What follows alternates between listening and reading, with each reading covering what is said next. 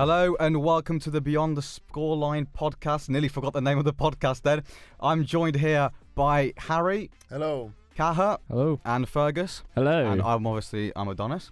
No Harry today, he's ill, so we've got other Harry stepping in. But today we're going to talk about the Premier League that's just gone, Champions League during the week. We're going to touch on the Europa League because we've got a Man United fan in the room. Yeah, thank you. Yep. And we are going to start off with a top five, I think, aren't we, guys? We are indeed. Yes, Let's go. Right. Cahir, do you want to start? Do you want to explain what the top 5 list is? Oh yeah, top 5 is what is it? Premier League players. Best Premier League players at the moment. There we go. This season so season. far. Bosh. And I will start Adonis. Good. Thanks, Cahir. I've went for a safe Haaland. He hasn't been amazing, but he's top goal scorer. He's good enough for me. 5th place, not spectacular. What more do you want? Yep, hasn't been There great you this go. season. Next. My top 5 is My number 5 is Andre Onana. Most clean sheets in the Premier League at the moment. 33 saves. I think he's been United's best player by an absolute mile. So yeah, definitely Andre Onana's good. Fantastic. I had Ryan Gravenberch in mine, and then I decided to swap him out. Although I think he deserves to be in at least the top 6, if we're doing a top 6. But I've gone with Dejan Kulusevski from Spurs. 2 goals, 3 assists this season for him. He's definitely been one of Spurs' best players this season by far. He's up there with Johnson and that's about it really. But he's a good player and unbiased pick there, personally anyway. Yeah, being the bigger man. Being the bigger man, Yeah. thanks. Cahir? Mine. No, Harry. Yeah, all right, your turn. Nah, I've gone Chris Wood from my number 5. He's had a quality start to this Premier League season so far. And so have Forest, 4th after the week just gone by. Obviously, they've lost to Arsenal and now they've dropped down to 7th. But he's had a great season. Obviously, scored 2 goals against Leicester a few weeks back. And had a really strong start. So, yeah, number 5 for me is Chris Wood. Lovely. On to Cahir, number 4. Number 4, yeah. I have went for Wood as well. Good. And let's just echo what he says completely. There you go. Solid. Leeching off other people's Yeah. picks. Fergus, your turn? My number 4 is Van Dijk. I think he's obviously Liverpool top of the league by 8 seconds. 8 seconds? 8 seconds? 8 points. 8 seconds. 8 points. Yeah, thanks, Cahir. You need help. And he has 6 clean sheets this season, and obviously Liverpool haven't played the best football this season, but obviously to be top of the league by 8 points, you have to have someone in defence that's sturdy and reliable, and I think Van Dijk's just been the exact person they need. Fantastic. My number 4 is an Arsenal player. Shock. Horror. I've gone with Saka. 4 goals, 8 assists, leading the Premier League assist charts at the moment. Every game he plays at the moment is just incredible. I think now we're going to see the best of him right now because obviously Odegaard's back, so his kind of creative right-hand side is flowing. And the game against Liverpool's one that I think Robertson was put in an early grave. The one against Forest, he terrorised Moreno. But yeah, I think he deserves to be in the top 5, maybe not top 3. He's been battling with some injuries and stuff. He hasn't played as many games as he probably would have, but definitely deserves to be up there. Harry? So I've probably gone for an unpopular one in Brennan Johnson of Tottenham. Obviously he's dropped off the last couple of games, but that start of the season, he was quality for Spurs, and he was probably their best player. They've got the likes of Maddison, Kulusevski, and Dominic Solanke, but first few match weeks he stood out for me, and that's why I've gone for him because he's had a quality start, and hopefully. Excuse me, just pardon me. Anyway, what are you saying? Yeah? No, it's Brennan Johnson, as bad as you like it. With, I think being an he's Arsenal been fan. alright. He's been alright. That's my number 4. Cahir, number 3. From this point on, my list may be a bit, some would say, biased. Jeez, I 3 admit Liverpool it. players. All Liverpool Yeah, players. classic. No? I have went for Van Dijk. You can literally just echo what Fergus said as well. Do you want to say anything of your That's own? all I needed. Well, it's tell he's not basically done the his exact homework. same. Yeah. But, well, calm down, Allard. You got here late. I'm a fill-in. I shouldn't be here. We'll talk about Anyway, roles off the yeah, podcast, boys. right, We'll talk about roles off anyway. the podcast. Yeah, Sack you both. he's a big man at the back. What more do you want from him? Him and Kanade. Kanade didn't have a great start. Kwanzaa started. There was a bit of Off the field activity with him. I wasn't going to mention that, but you did. No, he was a bit shaky, and Kanady's had to come in, and that's been a solid partnership. And I think you need Van Dijk for that leadership. And yeah, hasn't done much wrong. Maybe wasn't the best against Southampton with a stupid back heel, is the nicest way I'm going to put it, and nearly cost us it. But no, I'm going to say Van Dijk. Fergie? My number 3 is Adonis' number 4. I've gone for Saka. Top of the assist chart as always, and I think he's been pivotal for Arsenal. I mean, he always will be. He's such a key player. But yeah, I think he's still been fantastic this season, even if he has been struggling with a few injuries. 100%, yeah, definitely. Right, number 3, hang on. Danny Welbeck. Ooh. Danny Welbeck, number 3. Just purely off his age. He's like 34 now. And the fact that he's playing the way he is at his age at the moment and being a striker in the Premier League. I mean, you see Vardy, who's a little bit older than him, maybe not doing as well as Leicester aren't doing as well, but obviously Vardy up front's not getting the chances that he normally gets as a Leicester striker. But Danny Welbeck's been incredible for Brighton this season. He's been my FPL hero, to be honest. That's a bit sad, but he's my go. But no, Brighton obviously now 5th in the league. They're the same points as Arsenal and Chelsea. Really impressive start, and I mean, I think João Pedro as well probably deserves to be honourable mention, but Danny Welbeck's been, class. Harry? So I'm going to go with Cole Palmer. You know, he's been quality at the back end last season. Obviously his form's dipped a little bit, but you know, for Chelsea, despite all the quality they have in their team, he's always been their standout man the last season and a half or so. And he's been quality for them. I haven't got the stats up to tell him, but I can tell you he's scored a lot of goals. And is it like seven goals this season? I don't know what his chances created is, but it's going to be high because he's got 7 goals this season. Yeah, and he's the inspiration in that Chelsea side. Like I said, with all that talent around him. Yeah, 7 so that's goals. why I've gone with him. 7 goals, 5 assists. Yeah, 12 games. Yeah. So there you go. 12 goals and assists in 12 games. Chances created. Keep talking whilst I find this. Yeah. Well, he's per 90, 2.75 chances created per 90. Go. Yeah, he's their inspirational player, and you know that's why he's my number 3 because I don't think Chelsea function without Palmer at all. I think the only time that I saw them without Palmer is when they played us last year, and he was ill, and we battered them 5-0, and they had no attacking output whatsoever. Yeah, because he wasn't involved. And I think his defensive work rate is great as well. He likes to get back. There are some midfielders that are in the same category as he is that don't work back nearly as much as he does. So I think that he's absolutely pivotal. Yeah, 100%. Cahir number 3, is it 2? 2. Number 2, yeah. With 4 goals, 8 assists, I've went for Saka. Yeah, Adonis celebrates. Get it. Yeah, you just look at him. He's just influential. He just creates things. Sadly, he did sit Robertson down.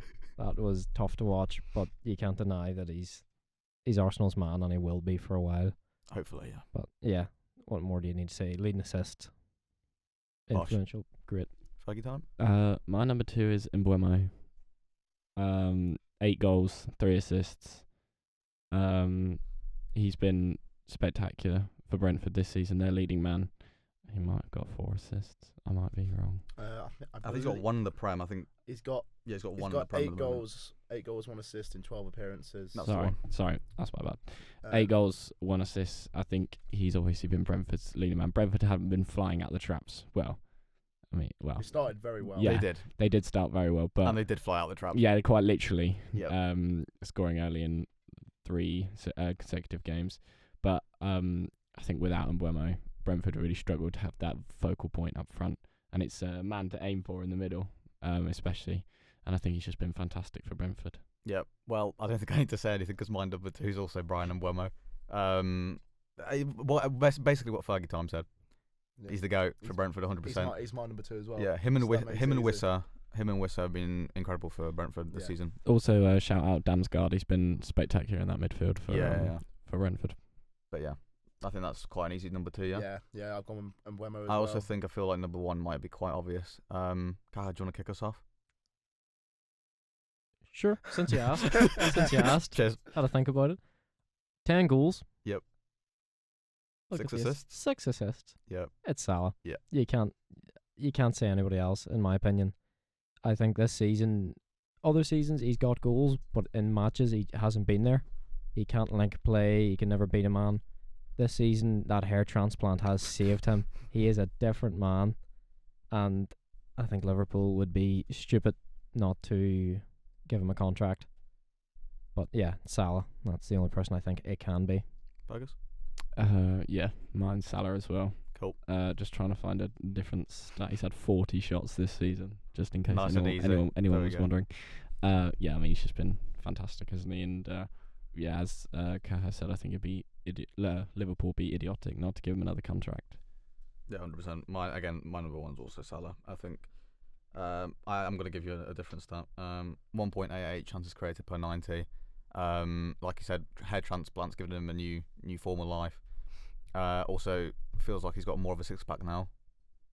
He is If it was chiseled. possible. He is Yeah, chiseled. there's a stat going around. He's had 9 yellow cards in the Prem. 5 have been because he took his shirt off celebrating. I mean, that's saw a stat, that. isn't it? Yeah. But no, he's one of the best swingers that the Prem has ever seen, 100%. And if he carries on like this, he might be the greatest winger. But we'll see. But yeah, no, I don't think there's anything else I need to add. Harry? No, mine was Salah as well. Nothing else to add. There you go, I mean, clean sweep. My honourable mention was Danny Welbeck, but obviously he was your number 5. I think he's been Big Dan. quality for Brighton this season. But yeah, it's got to be Salah in it. Oh yeah. I mean 100%. that win against Southampton on the weekend, you know, without him they would have lost 2-1. So I know one was a penalty and one was did you see his first goal? Salah's. Did you see it, Cahir? Yeah.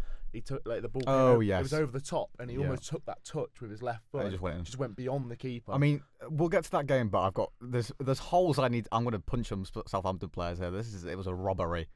They literally had Liverpool shirts on underneath those Southampton shirts. It's Southampton. What do you want? No, but how can the football team be so bad? They're bottom of the league. That's how they're so bad. Let's move on to the Prem then. Yeah, let's get on Let's to it. start off with. Do you want to go chronological order, or is that going to hurt you?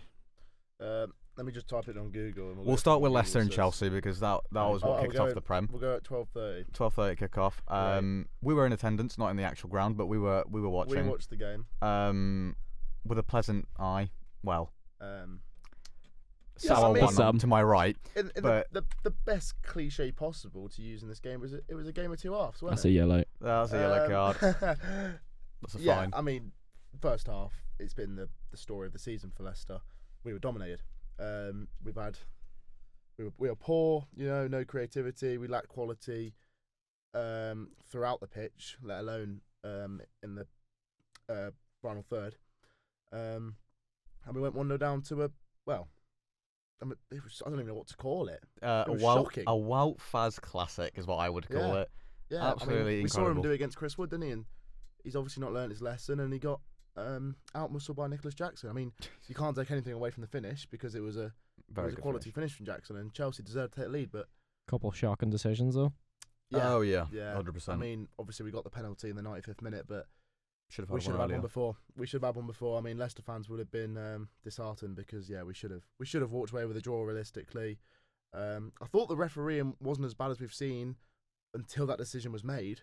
You know, the ref had a good game compared to what I've seen this season, but yeah, it wasn't enough in the end, and we lost 2-1 to Chelsea, who, by the way, did put out a very good side. I mean, with the team that we've got, we gave them a fight, especially in that second half. I mean, we made some decent chances, but you know, overall we got dominated by them. They almost doubled the amount of passes that they made compared to us, and well, we've lost our manager for it. Steve Yep. Cooper has been shown the door, and he's out, and Is that? we're currently managerless. Do you think that's R.I.P. a harsh decision? See, or I've is been contacted by a lot of people. Well, all right, he's got sources, guys. Yeah. I don't think they He want you. broke I don't the think news. they I'm want not- you to manage. No, see, I've had messages from Cooper.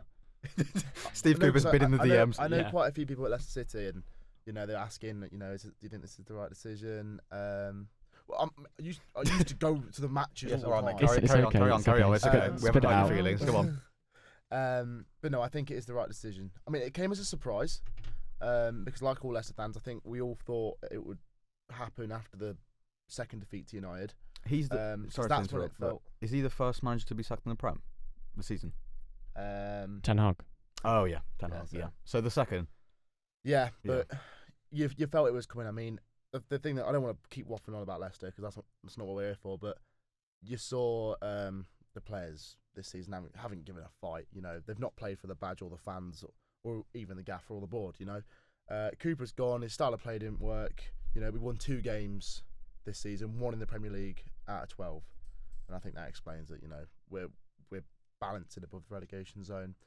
I don't know if you saw the tweet that's going around of the party in Copenhagen. Yeah, the I night was of going the to talk manager about being that, but sacked. the one that I saw, you probably saw it. Apparently Cooper fell out with Vestergaard, Winks, and Chowdhury, Yeah. which is one reason why the board thought it was a good And- decision to get rid of him. And now this is another thing that leads on to that. So you may remember Winks went down 8 minutes in. Yes. He was the only one of the 3 who started. Chowdhury and Vestergaard were on the bench Yeah. and were unused subs. Mm. And Winks obviously went off inside 8 minutes, and Skip came on With for an him. injury And yeah, he didn't even go down the tunnel. He just sat in the on the bench. in the dugout. So yeah, questionable times happening at Leicester City right now. I think it's a smart decision. You know, 12 games in to get a new manager because it's not working, and it's not clicked. So let's see what happens. Let's get a manager in. Van Nistelrooy. That is sorry. That's what I would go for. I don't know. There's quite a couple of managers that we could go for. You know, Moisey, he's hovering around. Like I said, Van Nistelrooy, and then also Graham Potter. Okay, out of those 3, who would you want if you could pick one? Probably Potter because he was close. Jesus. We were close to getting him when Rodgers had left, but the only reason he didn't want to come is because of the points deduction that we were looming to get, and then also obviously the lack of financial stuff. So yeah, I don't know, but you know, we look ahead. I think we've got Brentford away next, so it's going to be a tricky test. But that's Leicester for you, and that's enough for my Yeah. waffle. I think that's enough for Leicester. Chelsea, to be fair, we don't really have anything to offer. Chelsea. That's Yeah. enough of Harry talking for one day. That's me done. That's me done for the evening, boys. Yeah, I mean Chelsea obviously now continuing good form. Coming off the back of a draw against us, Arsenal. But yeah, Leicester are now a couple points off. Is it 2 points off a relegation battle now? Yes. But let's move on to the next game. What was the next game? Brighton versus or Bournemouth versus Brighton. That is the one. Brighton again, just continuing their incredible form under Fabian Hertzler. And it's impressive for him, to be fair. Was he 39 years old? Yeah.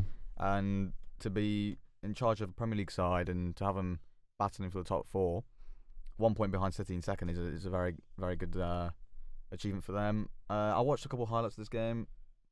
João Pedro looks unbelievable. The pass that he made for Mitoma's goal, the second goal was world class, and Mitoma's finish was even better. Well, I just feel like if Brighton can keep churning out these South American players from absolutely nowhere, their Yeah. scouts just pull them out of absolutely nowhere, and Yeah, literally. they are just incredible players to watch. I don't see any reason why Brighton can't go and get Europa League or even Champions League football next year. Yeah. I mean, this is the first time in a long time that every team in the league looks very beatable. Yeah, 100%. Every team, it looks like, oh, I could nick a point off them away or home.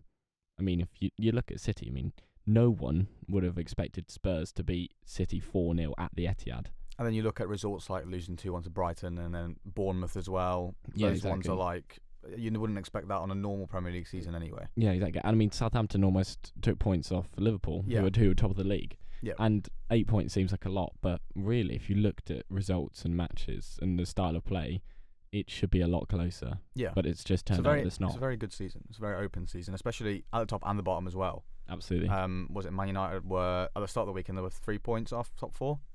There were 4 points off top 4 at the start That's of the one. and they were sitting in 13th. Yeah. So it's so open, and it hopefully carries on like this, and it doesn't turn into the big teams dominate it all over again. But for Bournemouth again, they're very much a yo-yo team when it comes to results. They win a big one, they then lose to a team they should have beat. Brighton, I don't think they should have been Brighton, but maybe a draw would have been fair for that game. Yeah. But yeah, I think good result for Brighton. Bournemouth will be disappointed, but they're not far off. Even getting 8th for 3 points off 8th. So they won't be too disappointed. But next game we're going to look at is Fulham Wolves. Yeah. Yeah, can do. What did I say in the last podcast? Don't know. It's the comeback of Wolves, and Comeback of Wolves. I think this proves it. I mean, a 4-1 victory for Wolves away at Craven Cottage, which has been a very difficult place to go and pick up points this season, is a brilliant result for Wolves. I mean, I even got to spend that evening with Luke Bennett. Obviously, die-hard Wolverhampton Wanderers fan, and he was buzzing. He was in the club in Birmingham, in Barbaras. So, and he was very happy with the result. God knows if he went or not, but he was Probably. he was back in Brum for midnight, and he was loving it. So, it was a great result for Wolves, and I don't know where it pushed them into 17th now in the table, so they're just above relegation. 1 point behind you. They're on 1 point behind Leicester, are 16th and level on points with Ipswich and 18th. So, if they continue this run, then they can start to climb their way back up the table. Fulham, on the other hand, they've been going well this season. I think they got 2 wins in the last 5. So hopefully they can go back to winning ways and see how far they can get up. And I think for Gary O'Neill, it's important that they stick with it, because I'm glad, because Gary O'Neill clearly has the qualities to produce a decent performance against any side. Yeah. And I just feel like I'm glad that Wolves haven't been that reactionary, because they were rock bottom without a win, without any points. And now they're unbeaten in 4. And now, Yeah, exactly. Yep. Cahir, what about Fulham? That's now, it ends a little bit of a good run for them. They were 3 unbeaten coming into this game, and now losing to Wolves. Do you think that'll? I don't think that'll help them. Do you think that'll help them? No, I don't think anybody expected that result. No. Losing 4-1 to Wolves. Yep. But no, they'll bounce back from that. They have the players that can do it. I think they had a bit of momentum. They lost it, so the head might be down a bit. But who are they playing next? I'll tell you. They are. Spurs. They got They're playing Spurs Spurs. away. Spurs away. Yeah. Good game for them. And then Brighton home, and then Arsenal at home. So they've got 3 a tough run of games, but tough I feel like games. you could maybe sneak a point here and there. Yep. Maybe. But no, it's not going to set them back that far. Still 10th and a lot of time to go. Let's move on to Villa Palace. 2-2 there at Villa Park. I got this one right when I predicted it. Everyone else went for a Villa win. Villa are in a bit of a sticky patch of form at the moment. 5 without a win. Most of them are draws, but they've lost a couple games now in the Prem as well. And now drawing to Palace, who, let's be honest, 1 win, 5 draws now for them. 19th, they're not looking good. No. And Villa will be disappointed with that. Emery will be disappointed with that. But I think the biggest kind of news about this game was that 18-year-old kid, is it Devaney or something like that? Yeah. Scored for Palace. And when it came to in that game, it was Tielemans had a penalty, saved, kicked up the other end, and Palace scored. But Harry, what do you think now about Villa? Are you worried for Villa? Well, I'm just looking now. Palace were 2-1 up for most of the second half. They scored. They were 2-1 up at half time, and then they held on until the 77th minute, in which Ross Barkley scored. I mean, had Palace held on, it would have been a great win for them, especially at Villa Park. Villa, obviously, like you said, they're coming off the back of a few shaky results. They've not won in the last 4, so something's happened around Villa Park. They've not hit the quality that they began with. But no, Villa have got the players. They've got a quality side within the club, and they'll be fine this season. They'll push for Europe, and I think they'll get it. It's still early days in the Prem. We're only 12 games in, and we've still got another transfer window to hit. So yeah, they'll be fine. It's a good result for Palace, but yeah, Villa will feel hard done by.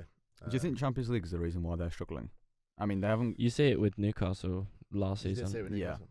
I think Villa will get further than Newcastle though this season. Yeah, I mean they've made a really good start in the Champions League, but They have, yeah. Yeah, they have been. They've been fantastic in the it Champions looks League. like Emery's kind of prioritising that over the Premier League at the moment. Villa are one of those teams where you think they have a good patch of form, they have one draw or a defeat, and then they go like 5 or 6 without a win. Yeah.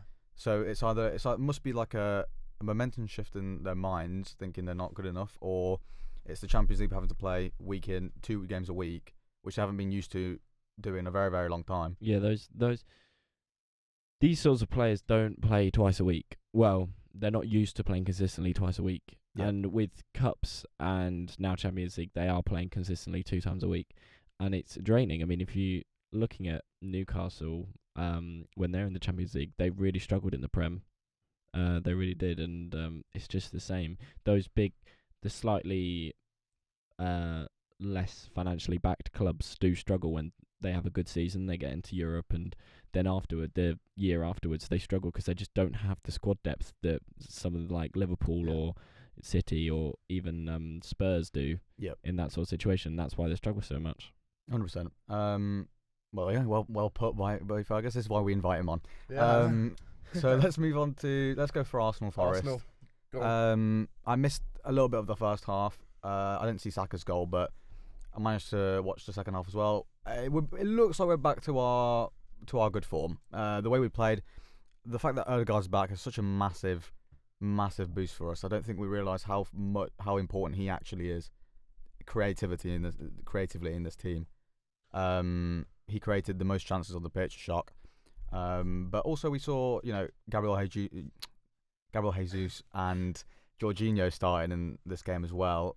I wasn't too happy with that, but I think rotation-wise, coming off an international break, Havertz and all them lot are waiting for tomorrow against Sporting. But Yeah. it's a good result for us. I was a bit worried going into this game because Forest are one of those teams. We're a bit of a bogey team for us. We have beaten them both times last season, but every time Awoniyi seems to start, he always seems to score, and he always seems to cause us a problem. But Saliba's finally cracked it down. But I think we might be getting back to kind of what we expect to see from Arsenal. And you got to remember as well the form that Forest have been in. Obviously, they've now lost 2 on the bounce, but before then, they were people were saying, can they do what Leicester did? Can they do it? They were never going to do But that. obviously they've dropped do it? down. But no, like you said, I'm going to touch on that Ethan. How do you say him? Ethan Waneri. Ethan Waneri. He's coming through the ranks now, isn't he? Yeah.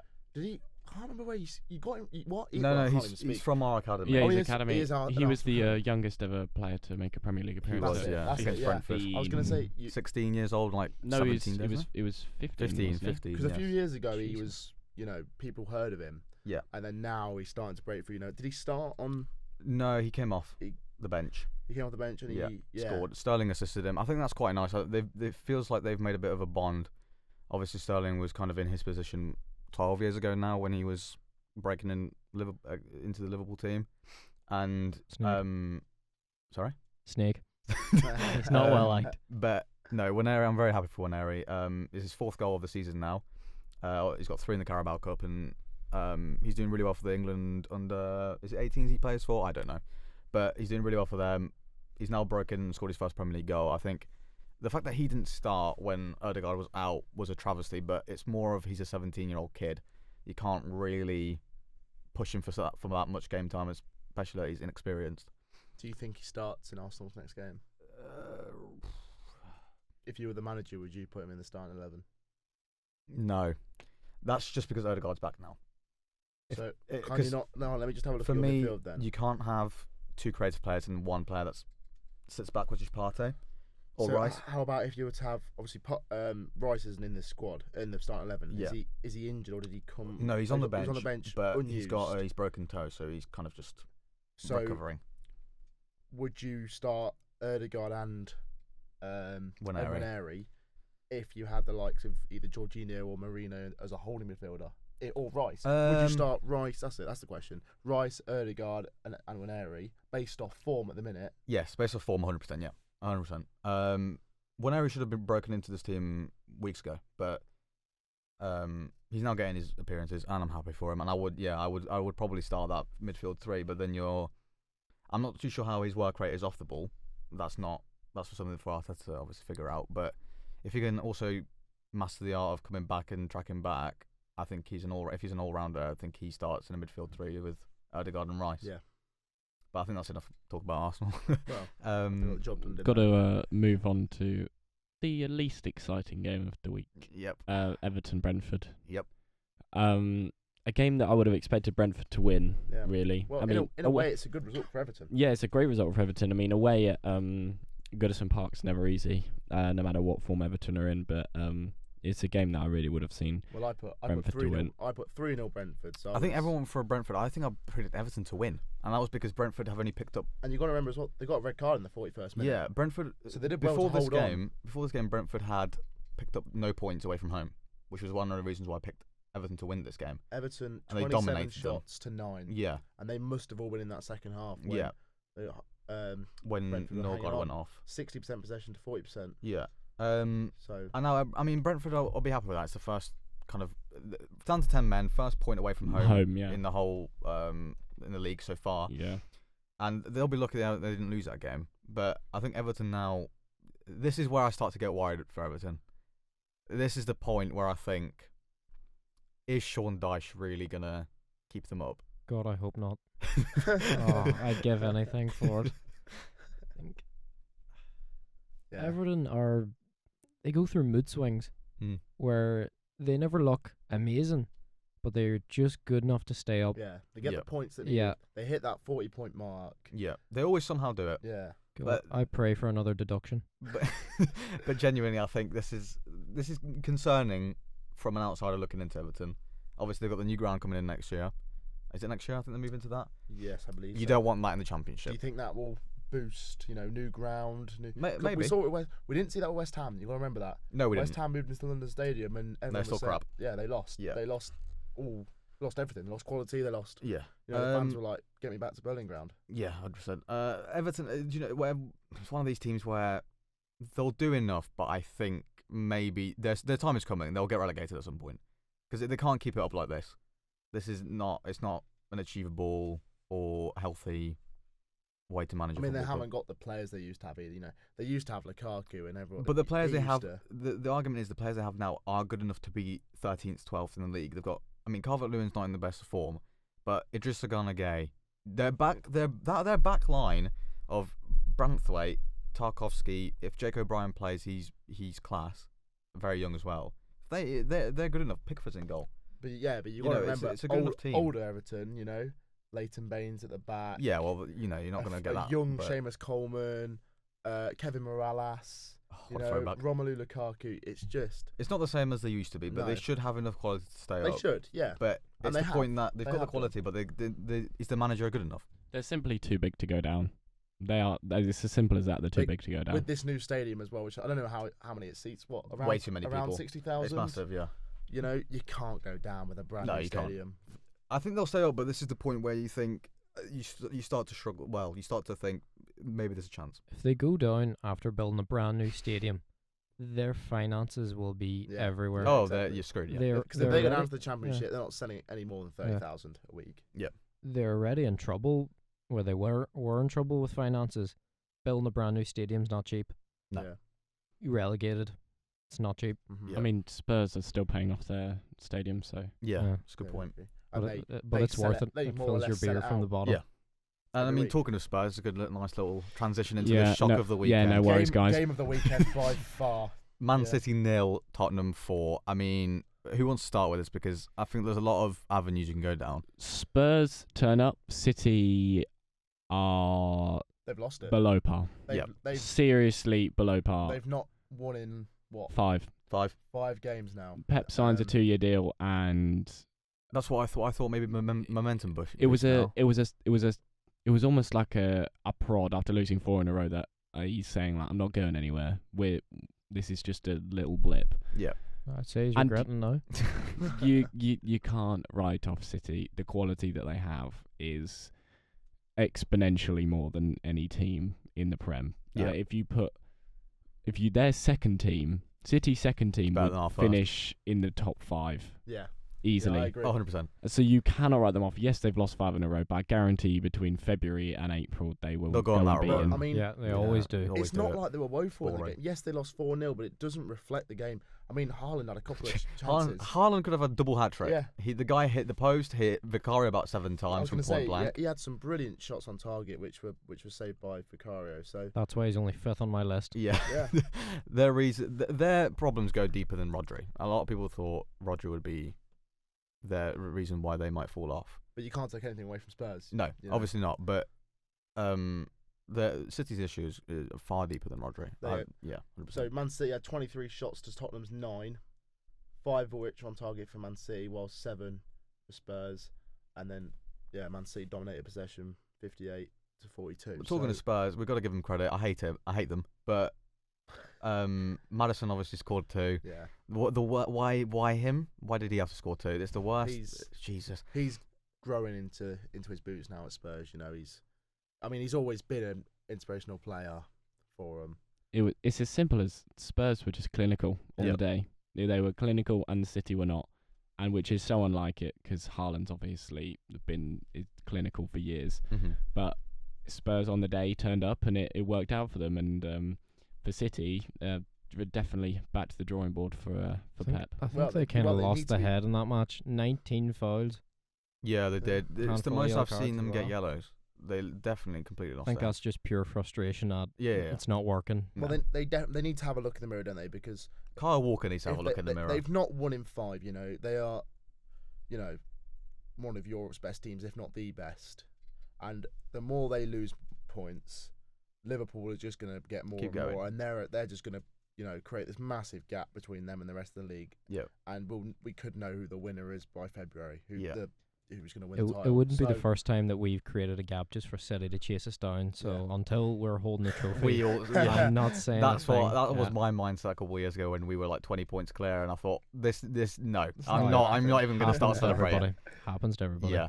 But on last little bit on City, Kyle Walker got absolutely rinsed by Timo Werner, and the last couple of weeks he's been shaky.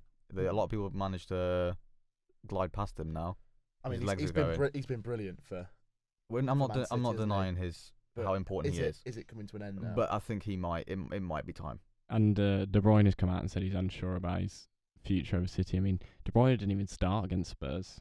And if you aren't, Yeah. and I mean, if you put De Bruyne on the bench, you are not starting arguably one of the greatest Premier League midfielders of all time. Mm-hmm. And I don't see how any manager can sit a man of De Bruyne's quality on the bench and happily see them losing 4-0 and go, We'll chuck well, him I on. mean, yeah. Yeah.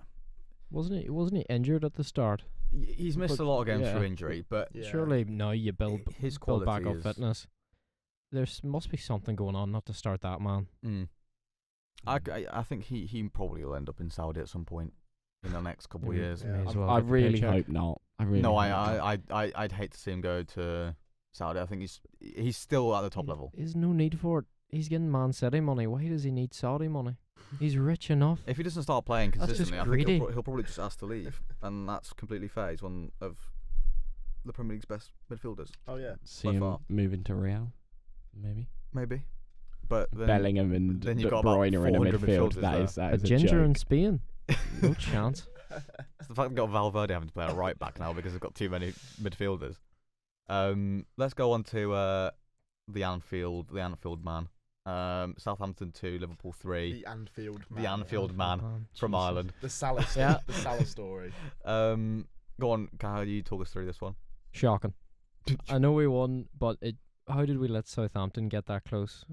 I feel like every couple of games, every season, we will have a shaky game. We just didn't turn up, and we left it too late, and we left it to Mo. He's always going to pop up with a goal, but shocking performance. Nobody played well. I think we really missed Trent. Connor Bradley, I do love him, but he just doesn't have the creativity that Trent can provide in tough matches. And I was going to say fair play to Southampton, but no. They were shocking. They were worse than us. They started kicking it off each other. That type of stuff. The keeper. Jesus oh my Christ, don't even God. get me started on the keeper. He God. must have put a bet on Liverpool winning. He's actually a Yeah, Liverpool fan. You got to Damn. remember as well, this is Southampton haven't been good with keeping a lead because we've already seen it with Leicester. You could have just stopped that at Southampton haven't been good, and I would have agreed with you. Okay, but you know they were 2-1 up against Leicester and ended up losing it 3-2, and history's repeated itself. You know, I mean, they caused their own problems. Oh yeah. McCarthy caused 2 goals, and then Sugawara's gone and played NBA in the box, right? So I could have just said basketball to be fair, that would have been so much Yeah. easier. NBA. But no, McCarthy gave away the first goal, gave away the second goal because he's But in the no first man's goal land. was still real quality. No, but it's you know, their you can't- fault. It's I know. what they've done is they've played it out from the back. It was a because- poor clearance from the. It wasn't Flynn Downs, McCarthy, it was Flynn Flynn Downs, Downs. yeah. Yeah. But it was a mixture of Mateus Fernandes, Flynn Downs, and McCarthy. They should have just hoofed it up. And Yeah, get it was out. A poor clearance. out. But the finish from Soboslai, you can't take anything away from it because He's got a foot like a it was traction a- engine. I'll tell you it that. was a brilliant goal. No, he's got a shot at him 100%. Yeah, the Liverpool goal, which can't take. No, but Obviously, one was a penalty, but the other 2 were quality goals. on Southampton, it's another poor result. I mean, I think we expected them to lose to Liverpool. It was almost a free hit for them. yeah. Wasn't it? It's 4 points now in 12 games. Yes, we expected them to lose to Liverpool, but I would not have Not in that expected them fashion. to, to Never. lose in that Never. fashion. no, I Yeah. predicted a 4-0 Liverpool win. So Any Premier League team in that situation should be seeing out the game, yeah, 100%. and especially the way the goals went in, it should not have been that Liverpool were able to win that game. They should have at least got a point from that, and it would have been a point burgled for Liverpool. Definitely. I know Yeah. Russell Martin was complaining about a potential penalty from Kelleher on, I want to say Armstrong, Yeah. but yeah. that was more of a. Yeah, well, I mean, Yeah. See, they gave Southampton's it. penalty They gave was- it on a. They gave it on a foul on the keeper, but it was more Kelleher contact on Armstrong, but it wasn't enough for a pen. He's gone down way too easily. I feel Their first pen, was it in the box? No way was it in the It box. was- We won't talk it about was- that. The Liverpool is the fact No, the it Liverpool was- player it was wasn't. more It was it advanced. was The Robertson. contact, Yeah. the contact was just outside. I remember seeing the replays. It was just outside. So But it's the fact that Robertson's more advanced than the Southampton player. It's Yeah, hard, it was outside the box. Momentum will carry you, and when he made the contact, I think he was outside, and then it travels Yes, onto yeah. the line. Yeah. If it's on the line, They it's didn't a have penalty. a good camera angle for it. It No. looked. I mean, God knows what VAR saw, like whether they had different angles. But from what man. we saw, Tetris. you know, So they're playing Tetris on their phones, going, "Oh, whatever you want, lads. Whatever you think." yeah, it was. What button to it I was press close. today? But that could have been a title-defining moment. Yeah. You know, That could have been. difference of 2 points there. Yeah, Liverpool could be on 29 instead of 31, Yeah. and now they're running away with it. Yeah. But again, it's Arnie pulled it off. it's way too early to Yeah. think about that. Yeah. But I think we're gonna move on to the Man United game against Ipswich, and there's only one man who could talk about this, and it's not Fergus. No, I'm joking. Go on, Fergus. Yeah, I mean, very exciting. Amorim's first game in charge, and lots of people were talking about the formation we were going to play, and how we were going to go about it. But I mean, he's had 4 days with the squad, and they've all been on international duty, as in the squad that he wants to play. He's had 4 days with them, and Danny Murphy said on Match of the Day 2 he doesn't see us playing the same formation in a year's time. Give us a chance. It's his first game. It's been a game. It's actually been a game. And so, honestly, I've seen Man United fans on social media saying that was really disappointing. He's had 4 days. Yeah. Why don't you actually just calm down a minute? Honestly. Yeah, he probably hasn't learnt names yet. Yeah. He probably doesn't even know all their names. He does not know who Lenny Euro is right now. I'll give him a Yeah, chance. honestly. And we're just so reactionary. And I think it's just, actually, just shut up. I just want to ask, the midfield was Ericsson and Casemiro, right? Yeah. Do you think that'll be the midfield going forward? Do you think Agate gets in I really hope not. I think it should be Agate and Mainu. Yeah. Honestly, the legs in that midfield, if it was Mainu and Agate, is exactly what you want in a midfield, in a deep midfield too. And then Fernandes obviously playing the more forward role. I think that was a precautionary starting point to see what would happen. Obviously, brought Agate on early on in the second half. Yep. But Casemiro and Ericsson have plenty of experience, but do not have the legs anymore to keep up with any Premier League side for a full 90. I think the thing with Man United is they lack quality. You know, they've got these big players, or so we think. Josh Xerxes, 34 million. Jesus Christ! Don't what's even get me he gonna do? started on Yeah. Joshua Xerxes. But See, that was it's my just- that was it's going to the- be my next question, because Rashford started up front, which is odd. But got a goal within 2 minutes. Yeah, no, that's Yeah. fine. But then you've got players like Rasmus Højlund on the bench, and I mean, you got Who is an the out-and-out giraffe that you striker. mentioned. But Højlund, a lot of people thought, well, a lot of Man United fans, again, I'm not grouping Fergus, but a lot of Man United fans thought that Højlund could do what Gyökeres did at Sporting. Do you start Rashford? Do you continue with Rashford up front, or do you actually start Højlund or Xerxes, for example? God forbid.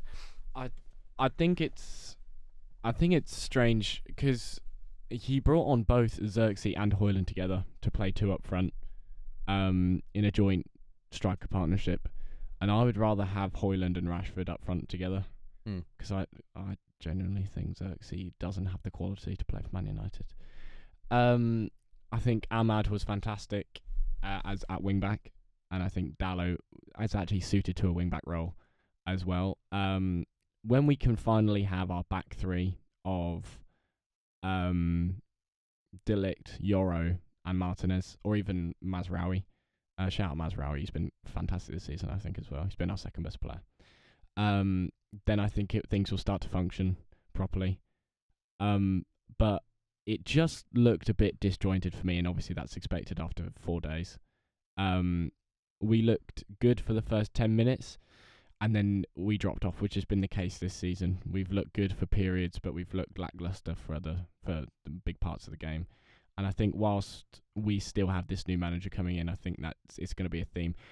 But my biggest thing about AMORIM coming in that I'm glad about is that he is the most transparent manager we've had since Ferguson. The guy says what he thinks, and he says the truth. He's been here 4 days. What has he talked about for you to know that? Whoa. No, I mean from what inside. Oh, thank As you. in- I was about to say. As in him, if you asked Ten Hag and AMORIM the same questions, saying, AMORIM has said things are not going to get better for a long time. There's no quick fix. Ten Hag's not going to say that. No, he Yeah, bounces fair. around the Yeah. question. Yeah, Yeah. he bounced around the question. AMORIM is being straightforward, and I'm glad that he is, because we finally need someone to actually come in here and grab the club by the scruff of the neck and stop like messing around with it. So I'm excited for AMORIM, but it's going to take some time, and I know that, and every Man United fan should know that, because if they don't, then they need to go support Colchester United. Harry, you were saying about quality. I cut you off. Carry Yeah. on. Well, I was about to say I agree to disagree. With you, Fergus. Yeah, I agree. Your back line is solid. You know, when you've got all your players, you know, you should be keeping out goals. You know, you're not going to keep them all out, but you should be strong defensively. But as I look at your team going forward, I don't see any quality there. Yes, you see good players, but based on form this season, you don't see anyone who's going to get you up there into that top six. Yeah, you've got Garnacho and you've got Rashford and you've got Højlund and you've got Fernandes, but they've been nowhere near the quality that, you know, they need to be in order to reach the heights of, well, Brighton and Villa and Spurs. So I feel like AMORIM, what's his name? AMORIM has got he's got a big job on his hands, especially when we dive into the transfer window in January. I think he's got to get a couple of players out, and he's got to get some proper players in. You know, people are making the joke around Victor Gyökeres coming over from Sporting. I don't think that'll be a bad signing, because I hope he doesn't go to he United. can put balls in the back of the net. You know, Mm-hmm. and He's that so is good. what Man United need right now.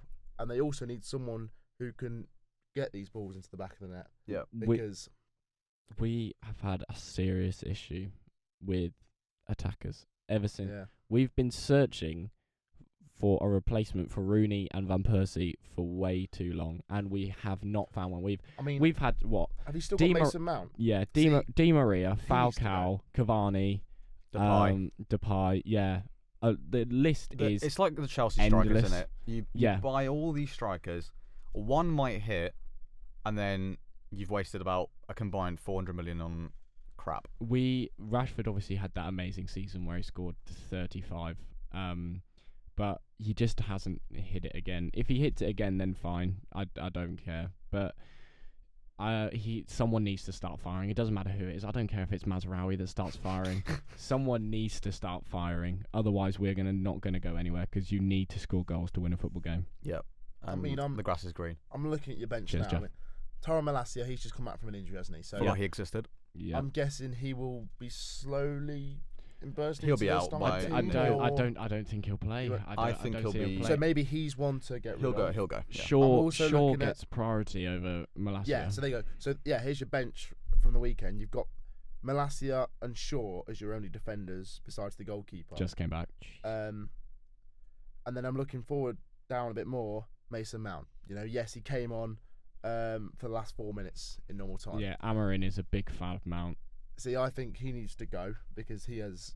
I, already played a I don't part. think he's shown enough to warrant No. a Yeah, selling. he hasn't got enough time to doesn't- show what no. he can Well, do. He hasn't- I he think hasn't- he's had too much time. No, he hasn't hasn't played done enough enough. minutes. Yeah. He hasn't Yeah. played enough minutes. Or is that, yeah. So there you So go. he's He's He always needs to go. injured. Also, Anthony, I think he needs to go in January. Jesus, don't even get me started. Yeah, Anthony needs to go. He Yeah, needs to- 100%. Mhm. This is just your bench from Sunday, and obviously, like we've already said, Xerxes. I know he's only just signed, but he's not good enough.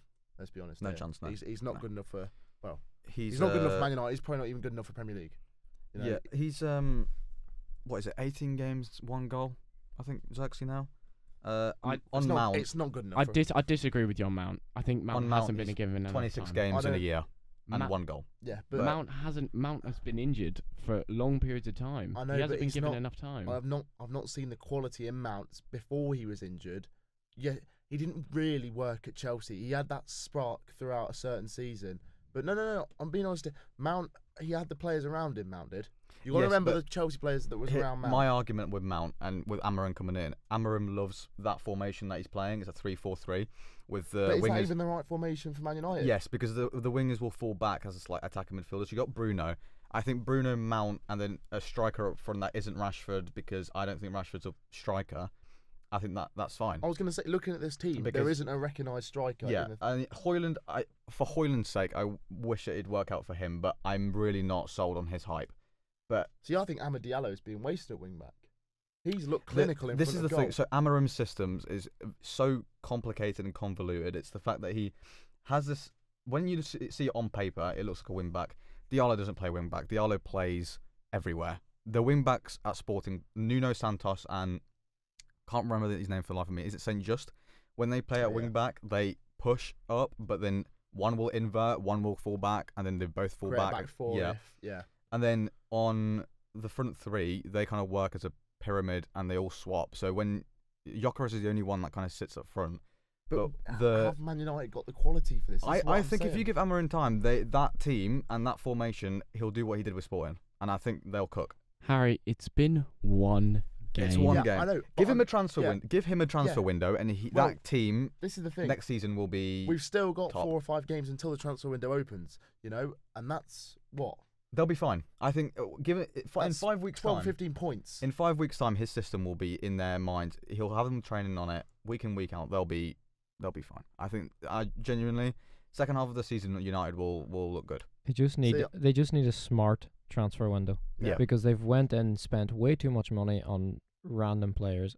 How much they spent for Anthony? But that's not 100 the manager. million? That's not But- just the but- manager. That's Yeah, not just but the that's what I'm manager. saying. That's They the need board. a good window. They need to settle down, get their players, and then they can build something. Like if you look at the players that Amorim brought in at Sporting, yes, he had more control with the transfers at Sporting, but he brought in Francisco Trincao from Barcelona, who was poor at Barcelona, poor at Wolves when he was on loan.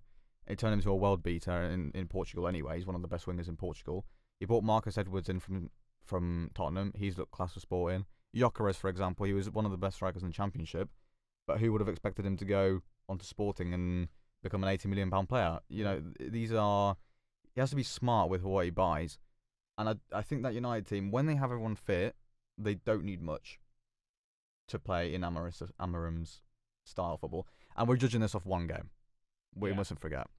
I think we're looking way too deep into this. We've had 90 minutes on a football fit. Well, 94. Yeah, but I'm not just basing 94 it minutes off on one. Amorim. I'm basing it off the players. Yeah, that but I've seen players play quality. differently considering two managers. Yeah, but you don't play just for the manager. You play for the fans, and you play for Have the you ever badge. seen United play a You know? football match? I beg to differ, mate. Honestly. I've seen United play a football match. I've seen them score 8 pastas this season.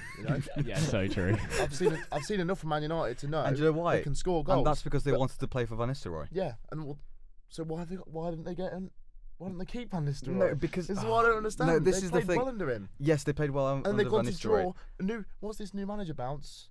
with AMORIM. They've gone to draw with Ipswich. Ipswich deserve to win this game, I would say. Yeah, Well, no, there you they go. did. So 100%. So what happened to Man United? This is New- this new is a manager matter of bounce a week. doesn't- This is you're basing this off 4 days of training, a game, Yes, I know, and players I that know. have been all around the world on internationals that have come back and have had 2 days to think about this system. They've Give them a been week. Give I them know, a but week. you're playing for Man United. Yes, but they've been next week, playing under watch Ten next week. Hag for nearly 3 years, right? Torture. Playing. And we've Yeah. and we played with Watching- Steve Cooper for watching- 12 games and got rid of him. So Yeah. why didn't Man Yes, U get rid of him? but as soon you're as Leicester nothing was City. clicking? No. And they're Man United. Harry, just listen to They're me. 10 times bigger than us. Harry, just listen to me for 2 seconds, right? Man United playing under Ten Hag for the last year has been seriously painful to watch, and it's clear that some players have been out the door immediately. I'm not saying that it's a good thing that the players have been out the door, because it should never be the case that players are out the door for a manager. You should always play for a manager, but that just isn't the case, okay?